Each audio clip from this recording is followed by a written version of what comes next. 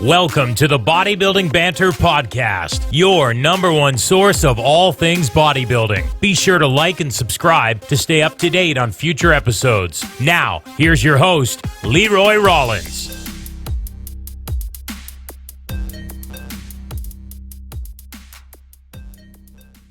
All right, people, welcome to the podcast. This is this man's second time. I'm sure most of you know him if you're watching this. Tyler Johnson, IFBB Pro. Welcome, my man. Hey, thanks for having me, buddy.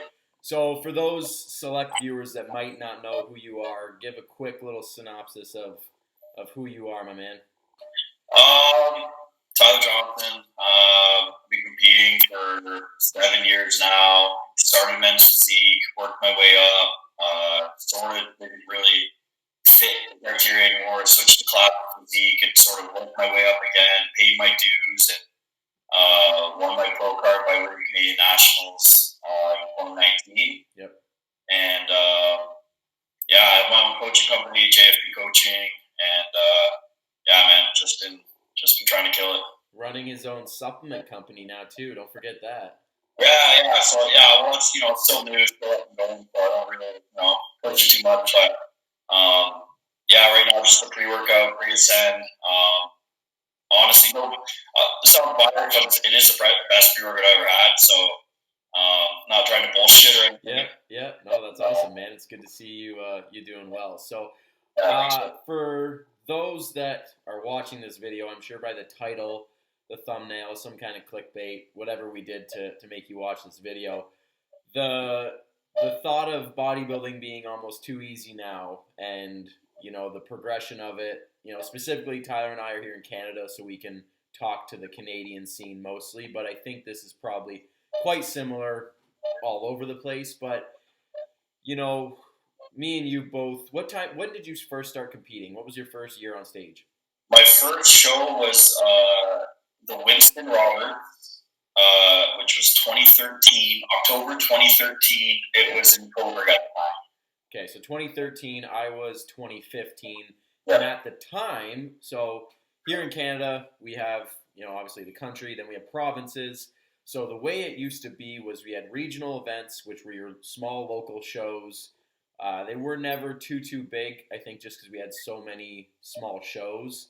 I don't know what it was at your time, but I remember when I did Coburg, that was my first show in 2015.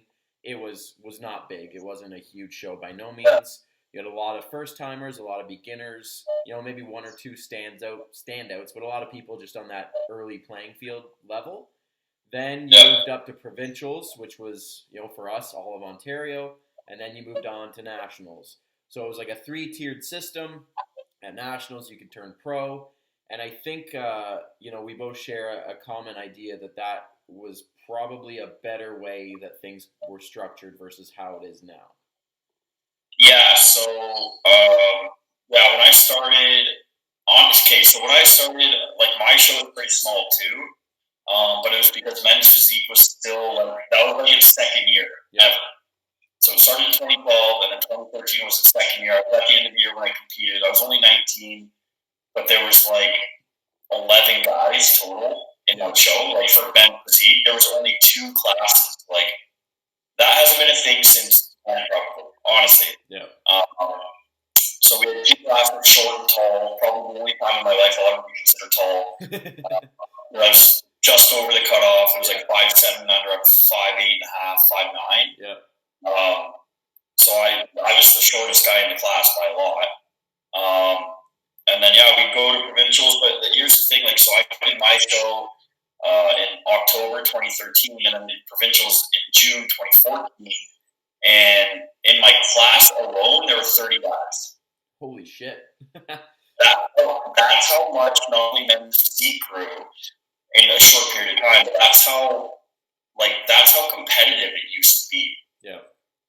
Medium class, 30 guys. I think there were there had to have been at least 80 or 90 guys in men's physique total in 4 classes, 3 classes. I don't even remember. I think it was 4 classes or 3 classes or something, but it was just probably insane. 3, probably short, medium, tall. It might have been 3 at the time. Yeah. But it was an insane fucking amount of people in each class. And I love that personally, at that level. If it's a regional there should be maybe more class with less people, because a regional show should be a little bit less competitive, because there are a lot of newbies. But provincials was a fucking eye opener. I was backstage like, wow, what the fuck am I doing here? Yeah, it's funny you say that, because I was the same. So I did Coburg. Actually, I started competing 2015, but I did like a UFB show and stuff. So 2015 was that. 2016 was my first experience within the OPA at the time. So I did Coburg that year, which was in April, and I did provincials right that June or August, whatever it is. So I just went right through.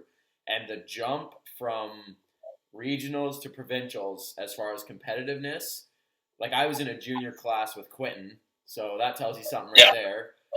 There was same thing, probably 4 or 5 of us in the class that were like really fighting for it, and then there was obviously a little bit lesser talent.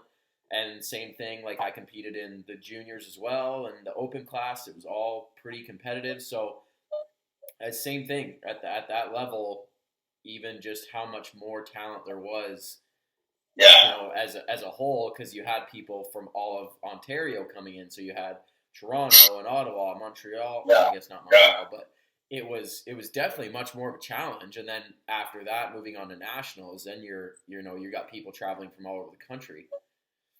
Yeah, nationals was like a different breed of competition. Everyone there, it's different, man. And I feel bad saying it, because I don't want to be disrespectful of how things are now, but fuck, like, and I feel bad because people now won't get that same experience. Like, that's why I feel bad, because it's like nationals everyone was competitive. Like, even last place deserved to be there. Yeah.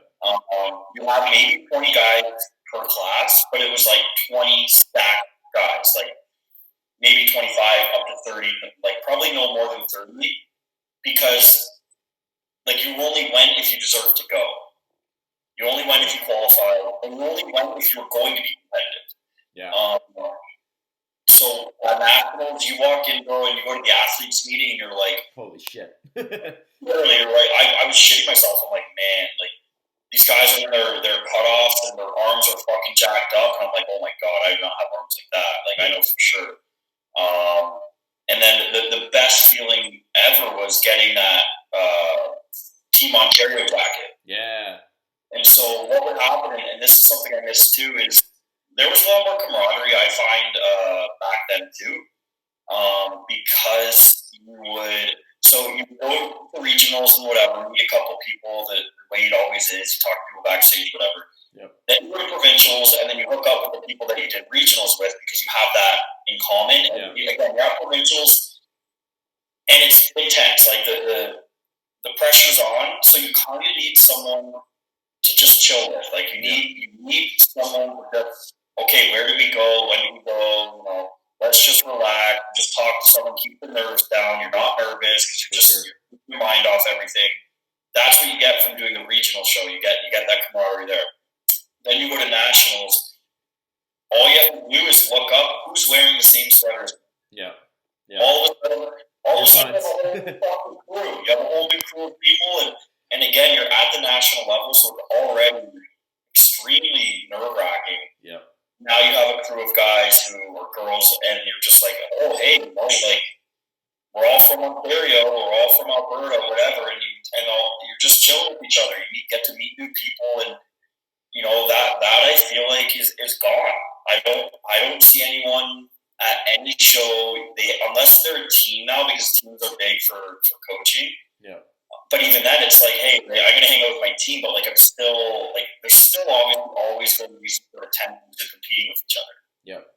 Right? You're competing with your coach's attention, and then like, so it's still not the same as a Team Ontario type of thing. So that's what I sort of miss. I mean, whatever, it's for me now, it's not a big deal, but it's like, I really wish that, I could have had that still as an amateur, but I still wish that the athletes now could have had the same experience that I had, because I loved it. And if I'm being honest, in the last couple of years, I didn't really love the whole setup. It was just go there, get shit done, and go home. And hey, like, I'm down for that, but like at the same time, like I didn't meet anybody at the shows. Yeah. You know what I mean? Unless we follow each other on Instagram and hook up there, but like I didn't meet anyone. I didn't connect with anyone. I had no, other than a couple guys in your class who sort of congratulate you after, like you have no camaraderie. You have no one to chill with. I sat by myself every single show I've done in the past 2 years backstage, and I don't mind that. I'm a bit of a loner, but it's like having someone there would have been nice. You know what I mean? Yep. Did you at the time do like the CBBF nationals? Yeah, so it was CBBF at the time. OPA was Ontario Physique Alliance, and then for people who don't know, the CBBF and the OPA / CPA now ended up splitting up due to their own conflict or whatever. Yeah. And I have nothing but good things to say about the CPA because I've always had good things to say about the OPA. Yeah. It's just that I preferred the tier system. That's all. Yeah, for sure. So, what do you think?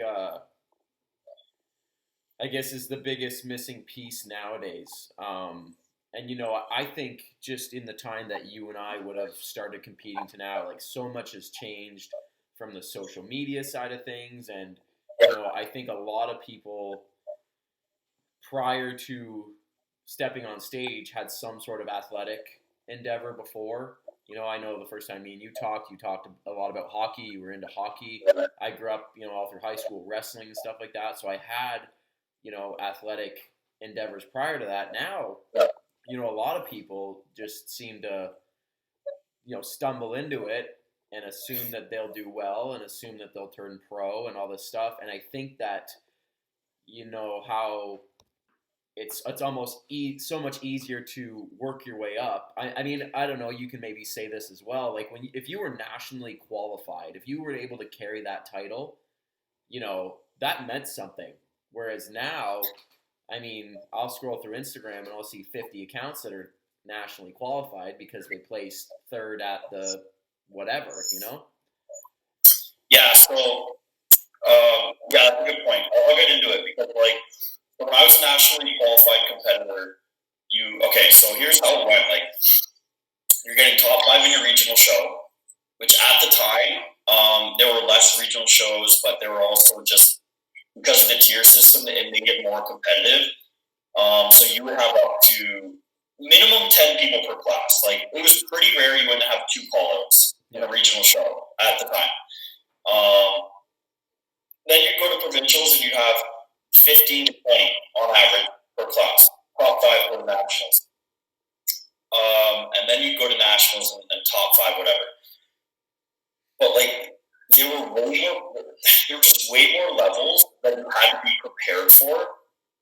And so you couldn't just go from regional to national. You'd go to regional, place 5th or whatever, probably get your ass handed to you at provincials. Yeah, that's just it, right? If you're placing at the low end of that qualification, even third. Yeah, you might not be ready, right? Like if you're not top first or second to go to provincials, you might as well wait till next year and take some time, because if you're 5th or 4th, you're going to be into that second or third call out, which is, then you're not ready yet. Well, and that's the thing. And what I really feel did it for me, if I'm being honest, is having provincials and nationals to humble me and to lose. As much as I hate losing, I like what losing does for me. And you're not going to get that because you either go regional, which now the shows are so small that there's maybe 3 people per class, and then you automatically get qualified.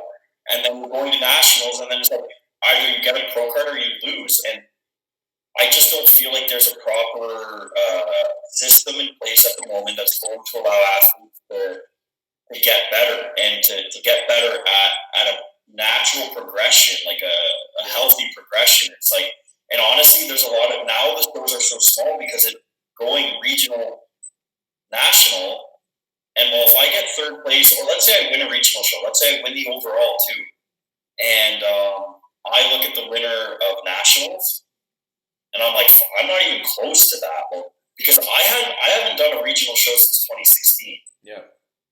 So now we're getting a 2019 regional overall winner, thinking, wow, I won the overall. I should probably have a good shot at winning a pro card. And it's like, well, I haven't done a regional show. Like, you don't even know who I am because I haven't done a regional show in 4 years. Like, I've been doing this for 4 years at this level. So, like, I'm sorry, but probably not going to win. And there's 4, 5, 6 other guys who are close to me too, who've been doing the same thing. You're probably getting second or third call out if there's even that many people. Or on the opposite end of the spectrum, they look at me and say, wow, I'm not close to that. Or look at the 5 guys. I'm not going to compete for 2 to 3 years, which is smart, but it's like, that's not fair to the competitor who now can't compete for 3 years, nor is it fair to the promoter who's missing out on probably 50 people who could have competed if it was like one level down. Like if it was provincials, then you won't have guys like me competing there, right? So now there's opportunity for other people to win. Yep. And there's just more people who are going to compete because they're at their level. So it's like, well, yeah, that's the level I want to compete at. I'm not a national level competitor. So again, where do you go from regionals? Another regional show. Like, you're not going to get better that way. I don't think, because you're competing. The shows are so small now, you're competing against nobody. Yeah, and that's part of the problem, right? Like, you go from regional to regional to regional, you're going to run into still just a bunch of, relatively new competitors who... competitors, whereas I'm at nationals for 2, 3, 4 years straight, and you're not even competing against me because you're not ready, but it's like you should be competing against someone maybe a little bit lower. Yeah. Like a 4th place at nationals, they would be a 1st or 2nd at provincials. Yeah. That you should be competing against, because if you're getting 5th next to them, then you at least know what you're up for. And then you at least know the level that you need to get to. Like, the way I see it is this is all done in levels. Like, bodybuilding is done in levels. And, when you talk about leveling up or next level, like, that's true, because if you go through my pictures from 2013, like, I've been taking this in levels and levels and levels. Like, hey, maybe I hit the top level of the amateur ranks in Canada, and then someone naive or whatever might say, "Wow, like you're the top," but it's like, now I'm at the bottom. Like, I'm at the very bottom of the IFBB now. Like, yeah. And I recognize that, and that's why I took the time off. And that's sort of why I'm going to go into a show that I feel like is relative to where I could be for my competition level. Because again, pro shows are relative too. Like, they have, some are big, some are small. They all have their own sort of level. And I'm going to go into a level that I feel like I'm going to compete at. But I'm not going to jump into fucking like New York Pro, some of these bigger Tampa. Like, I'm not going to jump into some of these bigger Arnolds. Like, yeah. I did want to do the Arnolds, but I probably won't. Like, there's probably no way I'm going to do it. But again, imagine me jumping into the Arnold's first show. It's like, okay, like, thanks for coming. Yeah. Yeah. You know what I mean? You need to understand that. Like, all this is done at a level. Like, I feel like a lot of the amateur athletes in the CPA now, and in the MPC, they're missing out on that opportunity to get better. I think too, one of the biggest pieces that's missing too is getting people to understand realistic and expectations for where they are in relative to their experience and all that kind of stuff. One of the biggest gripes I've had recently, we'll take the show that I just was at, the Ottawa Natural Classic. Obviously with COVID and stuff, there's other things at play, but there's guys that are in bodybuilding and classic and stuff that are 1 and 2 guy classes. The problem with that is, A, you're qualified, but that's by default. But B, you have zero perspective on where you actually stack up, right? Like, if you're in a class of 10 guys and you win, that's probably for a reason. You probably are quite good. If you're in a class of A, 1 or B, 2 or 3, and you win, like, okay, you're better on that day, but you have a skewed perspective of how good you actually are, right? I think that hurts people, especially people that want to then progress up, because then with the structure it is now, say they go to nationals next year and they get spanked because they qualified, but they might necessarily not have been ready. And then, Yeah. you know, that's when it becomes people not wanting to pursue it anymore or whatever because they think they're not good enough or they feel they're a failure. But maybe had there been a provincials and you qualify, maybe you're a bit more competitive there and it gives you a bit of better perspective on where you stack up on the whole bodybuilding totem pole, right? Like you mentioned it yourself. You know, yes, you're an IFBB pro. You are the top guy locally. But if you went to a Tampa pro or a New York pro, like all of a sudden you're the small fish again, which is good. That's healthy. You want that. You need that perspective because if not, you're going to walk around like you're running the show. But right now you don't. In a couple of years, hell yeah, go for it. But right now you've got a lot of work to do, right? And that's the name of the game. Like you said, there's levels to it. Yeah. So because I just find like the regional shows, there's so many of them now, and I understand like from a promoter's perspective, they're like, well, I want to make money, I want to put on a good show, I want to do a show in this area. But I personally feel like maybe what the CPA could do, which I think would be beneficial for everybody, including the promoters, including the CPA. When I'm thinking about revenue, like, so I'm not thinking of listen, it's a business at the end of the day. People have to make money. Like that's my focus too when I'm talking about this. Yep. If you have less shows, you'll have more competitors each show. Like that's just a fact. Like that you have. That's the result of it. Now I understand the point of view of wanting to give beginners more of a chance, like because hey, like it's your first show. I don't think you should be against 20 other people, like in the sense that that's your only opportunity to compete, because that's fucking nerve-wracking too. Like that's pretty intense, and that would probably turn me away too if I'm getting 20th out of 20. Like I'm gonna be like, fuck this. Like I don't want to do this. That was embarrassing. Like you're embarrassed. That's why I like the novice and the true novice classes, and that's what I think their purpose should be. Yeah, you keep those in. Yeah, they might be a little bit stacked through in terms, like there might be a pretty good amount of people. That's all right, but then you have the open classes that are going to be even more stacked. And the reason the open classes are going to be more stacked is because there's a provincial level where only the top 5 qualify. So now you're moving from 6 to 20. Go back to the regional level, which makes the regional shows that much more packed and that much more competitive. Like you have 6 people that provincials, like they have to go back to a regional show. Yeah.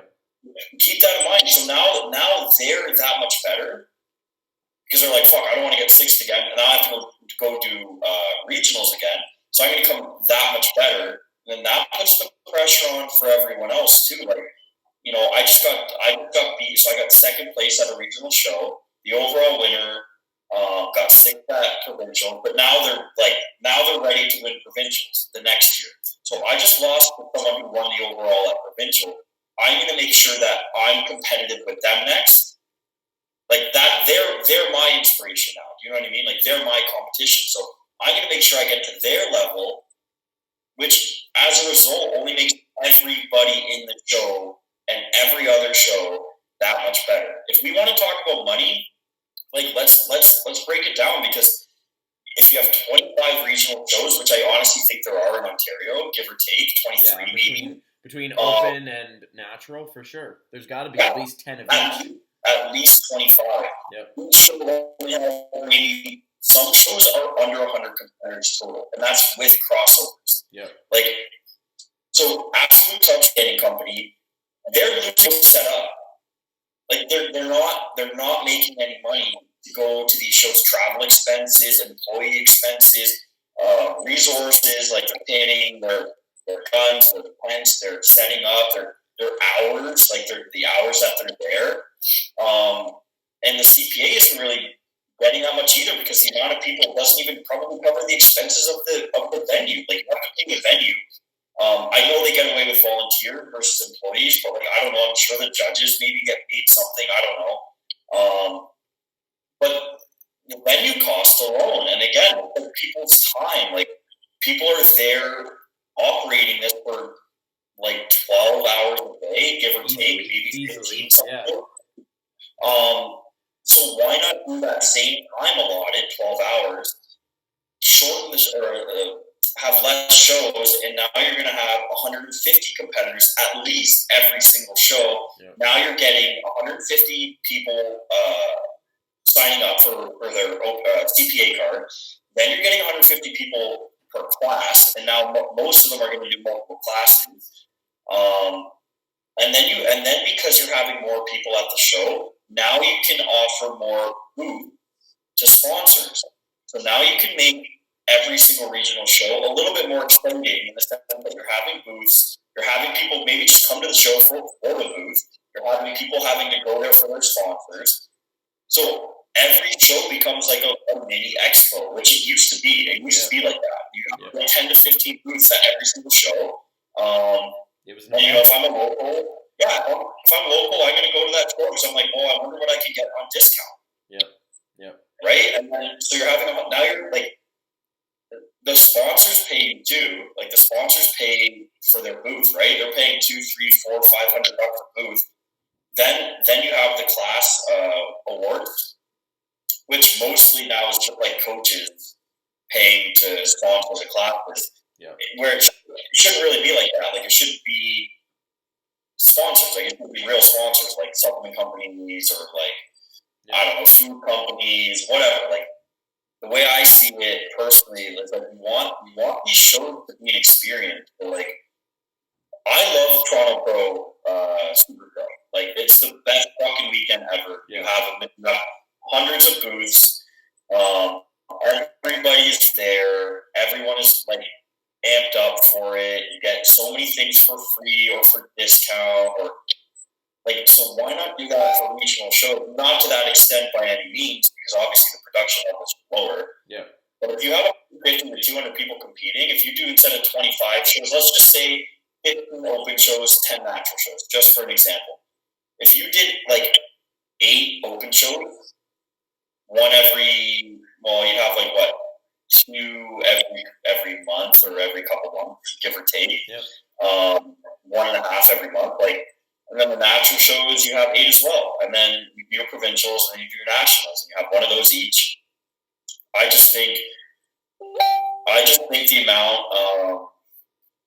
amount of like people showing, the amount of money that could be made from sponsors alone, let alone the athletes. I personally, from a business perspective, and hey, I'm not on the inside, so I could be wrong. I just think it's a missed opportunity by not having, a bigger production for each show, and then you start telling promoters, hey, why don't you hook up with this person, and then you can both make more money. Like, yeah, it might not be much more than if they're doing it on their own, but you're both going to make more money. You're both going to have a better quality show, a better production show. You can get better venues, you can get better awards, and like, I don't know if you remember this, but there used to be shows who would give away like vacations and stuff. Really? Yeah, like this was like 2014, 2015. So actually, it must have been right before you joined. Yeah. But bro, they used to give away like 1 week paid vacation. I remember it was the Guelph, the cancer show, the Crush Cancer. Yep. Absolute Touch would always give away like a paid vacation or paid sponsorship for the year. All Max would paid sponsorship. All these companies would do that because the shows were good size, and they were getting enough money generated from their booth, whatever. Like even if you don't generate, like it's an investment or marketing for a company who is willing to do that when there's fucking 500 people in the show or 200 people in the show. I'm not willing to put there's 40 athletes. Yeah. You know what I mean? It doesn't make any sense. So you figure too, with the more athletes, that's more spectators. You know what I mean? You if there's a show with 50 athletes and say, half of them bring a spectator, that's 25 people in the audience. But if you've got 200 athletes, I mean, even half of them bring a spectator, that's 100 seats. Yeah, like if you bring at least one person per fucking athlete, which most would bring 2 to 3. Let's just say on average, there's 200 seats built. That's 200 tickets, 200 full day tickets that are $80. You know what I mean? Like, and then again, they're you know, let's say my family shows up and they see all these booths. They're like, whatever, we'll go check it out. Like, we're here. We got nothing else to do. And then the sponsors make more money. So the sponsors make more money, which means the promoter can charge them more, like more of a premium. It's like, well, I'm going to charge you more of a premium because you're going to make more money being here. Yeah. 200 people, 300-400 people coming to watch. Like, that's a lot of traffic. So I'm willing to pay that as a sponsor. I'm like, of course I'm going to bring my clothing to the show. Like, there's 400 people who are going to see it. So now the sponsors are making more money. Now the promoters are making more money. Now the CPA is making more money because they're getting the ticket sales and they're getting the athlete registration and they're getting the class registration. Yep. I just don't see the downfall. Like, if somebody explained it to me, like, I'm all ears, but I'm not.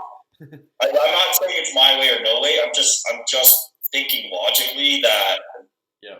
And I'm not even thinking of it from an athlete perspective. I am, but take that off the table from a marketing perspective and a business perspective. In my opinion, it just makes more sense to do it that way. Yeah. Yeah, and I think it's just so much better because, you know, I can remember going to the shows that had a little bit more, you know, we'll call it production value. It felt exciting. It felt special. You know, the shows that really put effort into the lighting and the music and stuff like that makes a world of difference. I think if there's one thing every show should have is quality freaking lighting. That makes a world of difference for the athletes, for the spectators, for everybody. It makes it better. And if that is something that by decreasing the number of shows, you know, certain money can be allocated towards that kind of stuff where there's setups that are a bare minimum for all shows to operate with, whether it's, you know, lighting rigs or whatever, you know what I mean? Like, there's just ways that it could be so much more of an event, you know what I mean? Now it's just, oh, there's a show this weekend. Well, there's a show every weekend, so it's like I don't even care. If I don't have an athlete, I'm like, oh, there's another show, another show. It's like, and then the other thing that I've been thinking about, because I think they started doing it now because of COVID, which they should have been doing this for years. Straight through. The straight through, get it done. Yeah, like they should have been doing that forever because it's just like, if I'm a spectator, like I just want to see one class. 100%. I'm here to see one person. I don't want to have to sit through 12 hours of prejudging. Yep. And then another 12 hours of the night show. Yep. 2 days later, you get to go home with a plastic trophy. Yeah. You know what I mean? Yeah. You got your 3 and 4 hours intermission where you're just waiting. You can't do anything. That was insane. The intermissions are insane. Yeah. Yeah. And like, I get it. Hey, the judges need to eat. The judges need to relax too. Like, I'm not against the intermission itself. It's just like, let's just get the show over with in one go. And if they need an intermission after like 3 or 4 categories, then by all means, like, I'm not against the judges. They got to chill too. People don't kind of remember that. Like, you know, at the end of the day, they're just sitting there for hours and hours and hours, and they don't get to eat. They don't get to go to the washroom. They don't get to do anything. So, I think even if you did one class, 10-minute intermission, just relax, sort of just chill, free, you know, clear their mind, and then go to the next class. And then at least, you know, the bodybuilders are done first thing in the morning. The classic is done in the afternoon. And then, bikini would probably be at night, but at least then they know that they're going on at night, and they have all day to prepare for that. Yeah, versus nothing worse. I mean, you've probably coached athletes. You know, I've had bikini girls up for their hair at 4 a.m. and not on stage till 3 in the afternoon. Finals at 8 p.m. Like, that's brutal, you know? Yeah, no, I know. And I remember back, you know, provincials was so big. I remember one year I got home at 3 a.m. because the bikini girls finished, I believe, they were on till 1 a.m. And it was just fucking insane. And again, like, we're all, as coaches or athletes, whatever, we're all prepping them for 6 p.m. finals. Yeah. And of course, you know, we're like, well, we have to plan it. Like, we're thinking 3 hours should probably be more than enough time. Yeah. 6 hours later, bikini goes on, and you're like, fuck, like, they're all flat, they're all tired, they don't want to be there. But at least if you know, and that's like, nap all day, like, relax, like, lay down all day. Then at least you're not stressed thinking, fuck, I hope I don't miss my class. That's what I liked what they did in Ottawa is they did the men in the morning. They did the men from like noon till 3, then did a break, and then the women from 4 till 7 or whatever it was. And that was perfect, right? The women weren't rushing. They weren't up at 4 a.m. to get their hair and makeup done because they're not on till 3 in the afternoon. So they could get up, have a meal, go down for 8 or 9. They're not rushed. They're not stressed. The guys are getting their shit together. The guys are finished. Then by the time, the women are getting ready to go on, everybody's refreshed from a little bit of a break. The guys have left. They're done. Go home. And then the second half of the show, basically, and you're still done within a reasonable time frame because they do judging finals right back to back, and then that class is done. Yeah, and then the other thing I really wish they had started doing is more live stream. Yep. That I feel like they absolutely could and should charge for because it's still something that costs money. Which to me, if I'm being I understand from their point of view they want more spectators. I totally understand that, and that's probably their incentive of not doing the live stream. But if you're charging $40 for the live stream, hey, if no one pays it, it doesn't really cost you much to do it anyways. It's not like it's a huge expense. You can just stream it on a Facebook Live. You literally don't even need to do it on a website. Yep. Or Instagram or whatever. You can literally YouTube Live, no problem. Yep. And again, that's more ticket sales. That's more. And then again, if you have someone watching that at home who's never competed before, they're gonna either one start competing or two, they're gonna show up to the next show so they can watch in person. Yeah. Yep. To me, it's all about generating as much interest as possible and trying to reach as many markets and different demographics as possible. And hey, not everyone's going to pay $40 for a live stream, but even if you get 20 people to do it, that's extra money in your pocket, and that's extra money towards the next production of the next show, and that's more money towards this production because you're well, I'm planning to get an extra $800. Well, that $800 could be put towards trophies. It could be towards athlete bags, which has gone extremely downhill over the last few years. What bags?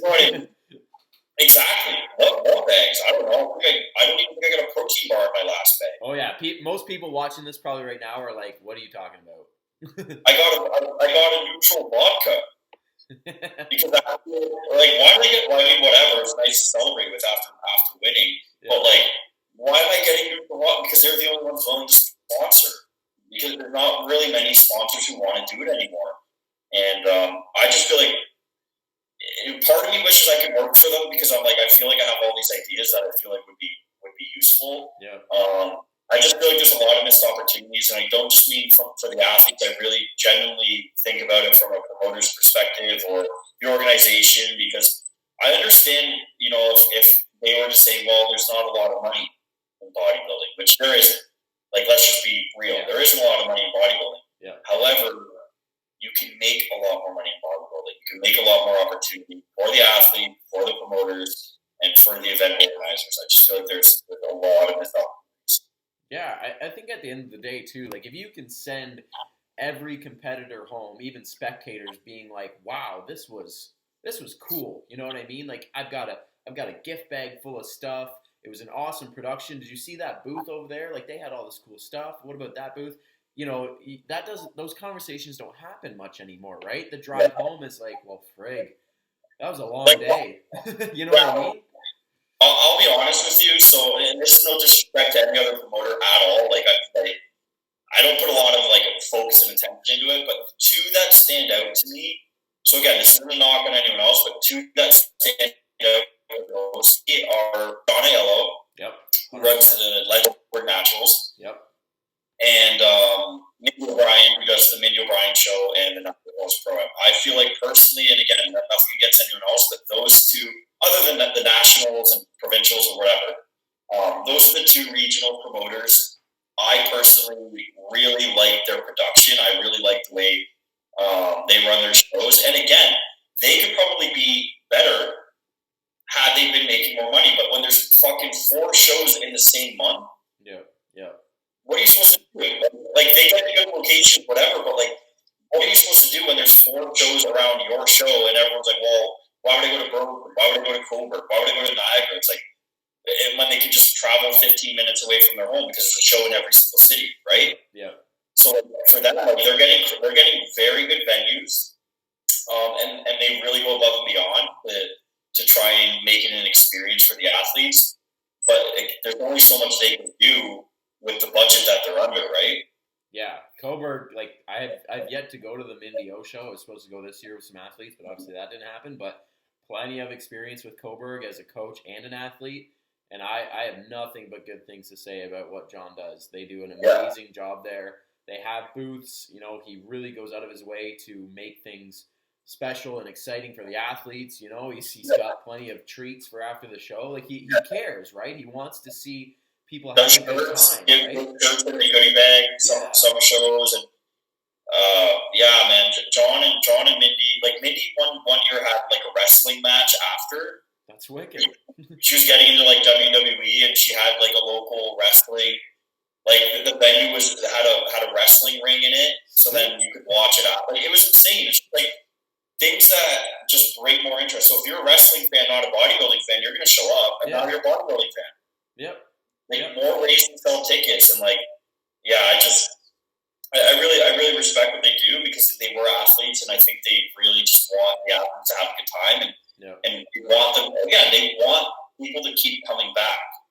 Like it's not just a show. It's not just we'll put on a show to try and make a couple bucks. It's like I want this to be an experience for the athletes, and that's why I think their shows stand out to me personally. Like I there might be other really good shows that I just maybe haven't seen, but like those are just the ones that to me stand out.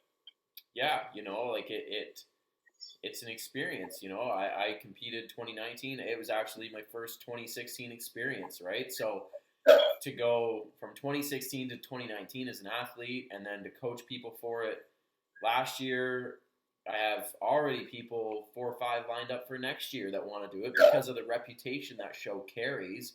And obviously me speaking highly of it doesn't hurt either, but everybody knows that that's the show that puts effort on social media. They reach out to people that are tagging them. Hey man, you look good. Or hey girl, nice job. You're getting through it. Looking good. Like that stuff goes so far.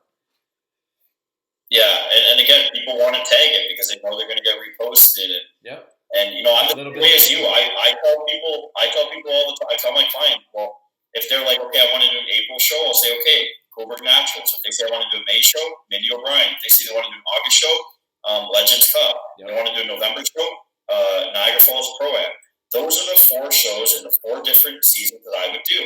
And what I would do if I were, if I had any say, is I would have I would have probably 2 shows per season.